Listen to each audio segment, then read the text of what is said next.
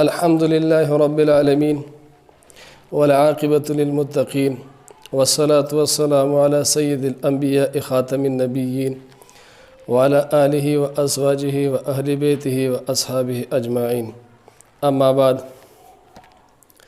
بعض لوگ وضو کرتے وقت ایک بہت بڑی غلطی کرتے ہیں کہ دوران وضو وہ جو داڑھی اور کان کے درمیان یہ والی جگہ ہے، اس جگہ کو خشک چھوڑ دیتے ہیں۔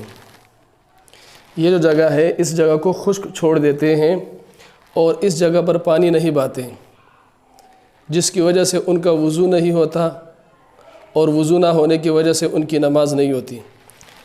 یہ جو جگہ ہے اس کو عربی میں عذار کہتے ہیں۔ اس کو وضو کے اندر دھونا ضروری ہے، لازم ہے۔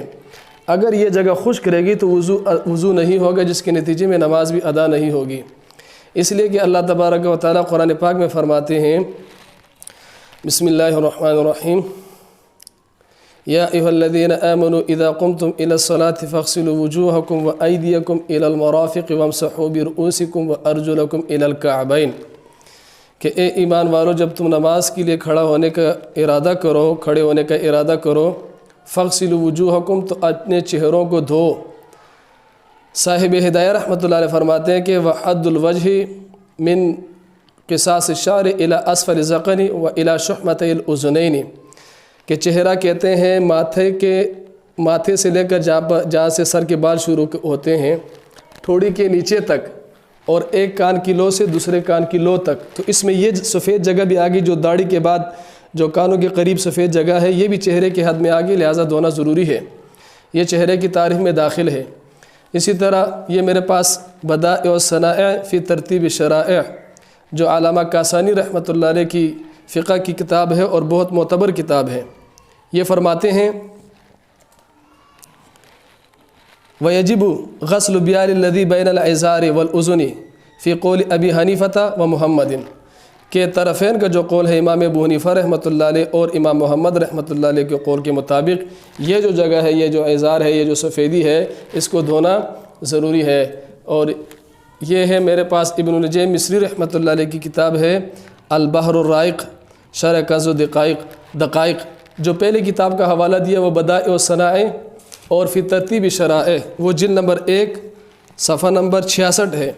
اور یہ ہے البحر الرائق شرح کنز دقائق، یہ ابن النجیم مصری رحمۃ اللہ علیہ کی کتاب ہے، جلد نمبر 1 ہے، صفحہ نمبر 27 ہے۔ اس میں فرماتے وَأَفَادَ الْمُصَنِّفُ أَنَّ الْبِيَاضَ الَّذِي بَيْنَ الْعِذَارِ وَالْأُذُنِ، اور مصنف کی بات کا یہ فائدہ حاصل ہوا، یا مصنف نے یہ فائدہ دیا کہ وہ سفیدی جو عذار یعنی رخسار اور کان کے درمیان ہے، عذار اور رخسار کان کے درمیان یہ جو سفیدی ہے، یہ من الوجہ، یہ بھی چہرے کا حصہ ہے، فیجب غسلہ، تو اس کو دھونا ضروری ہے، اس جگہ کو دھونا ضروری ہے۔ وہو ظاہر المذہب کما ذکر الحلوانی وہو صحیح وعلیہ اکثر مشائخنا کما ذکر الطحاوی وہو صحیح من المذہب کما ذکر السرخسی۔ یہ البحر الرائق شرح کنز الدقائق ابن النجیم مصری جلد نمبر 1 صفحہ نمبر 27۔ اسی طرح یہ ہے الفتاوی التطارخانیہ جلد نمبر 1 صفحہ نمبر 66-67 میں یہ فرماتے ہیں وَأَمَّا الْبِيَاضُ الَّذِي بَيْنَ الْعِذَارِ وَبَيْنَ شُحْمَةِ الْأُذُنِ قَدْ ذَكَرَ الشَّمْسُ الْأَئِمَّةُ الْحَلْوَانِي أَنَّ ظَاهِرَ الْمَذْهَبِ أَنَّ عَلَيْهِ أَنْ يَبُلَّ ذَلِكَ الْمَوْضِعَ وَلَيْسَ عَلَيْهِ سَوَاءٌ وذكر الطحاوی غسل ذلك الموضع وفي العتابیہ أنه يجب غسل عند أبي حنیفة ومحمد رحمهم اللہ تعالی۔ ان کے نزدیک یہ دھونا کیا ہے، یہ ضروری ہے۔ یہ فتاوی تطارخانیہ ہے، جلد نمبر 1 ہے، صفحہ نمبر 66 اور 67 پر یہ بحث چل رہی ہے کہ اس جگہ کو دھونا ضروری ہے۔ اسی طرح یہ امام ابن الحمام رحمۃ اللہ علیہ کی فتح القدیر للعاجز الفقیر، یہ کتاب ہے، جلد نمبر 1 ہے، صفحہ نمبر 12 ہے۔ یہ فرماتے ہیں وَإِلَى شُحْمَةِ الْأُذُنَيْنِ يُعْطِي ظَاهِرُهُ وجوب ادخال البیاض المعترض بین العذار والاذن بعد نباته وهو قولهما خلاف ابی یوسف، کہتے ہیں کہ داڑھی کے بال نکلنے کے بعد یہ جو عذار ہے، جس پر عربی میں رخسار، اس پر عذار کا اطلاق کیا جاتا ہے، یہ جو سفیدی ہے اس پر بیاض کا اطلاق کیا جاتا ہے، کان اور عذار کے درمیان جو سفیدی ہے اس کو دھونا ضروری ہے۔ لہٰذا ہمیں احتیاط کرنا چاہیے کہ وضو کرتے وقت ہم احتیاط کریں اور اس جگہ کو دھوئیں، اس لیے کہ اگر یہ جگہ ہم نے نہیں دھوئی تو پھر اس کے نتیجے میں ہمارا وضو نہیں ہوگا اور پھر نماز بھی نہیں ہوگی۔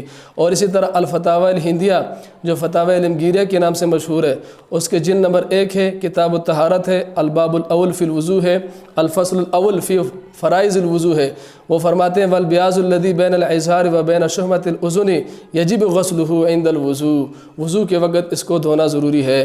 غسل میں تو ویسے پورے جسم کو دھونا ضروری ہے، لیکن وضو کے دوران جو کچھ لوگ غلطیاں کرتے ہیں وہ یہ غلطی کر جاتے ہیں کہ یہ جو سفیدی ہے، جو کان اور عذار یعنی رخسار کے درمیان سفیدی ہے، اس کو چھوڑ جاتے ہیں۔ تو اس سے بے احتیاطی نہیں کرنی چاہیے، اس کی طرف توجہ دینی چاہیے تاکہ ہمارا وضو صحیح ہو۔ جب ہمارا وضو صحیح ہوگا تو ہماری نماز صحیح ہوگی، جب ہماری نماز صحیح ہوگی تو انشاءاللہ تبارک و تعالی ہماری دعائیں اللہ تعالیٰ کے ہاں قبول ہوں گی، اور جب ہماری دعائیں قبول ہوں گی تو انشاءاللہ اللہ تعالیٰ ہمارے لیے تمام مشکلات کو آسان فرما دیں گے۔ جزاکم اللہ احسن الجزاء و انعمکم و ایانا بدار البقاء۔ السلام علیکم ورحمۃ اللہ۔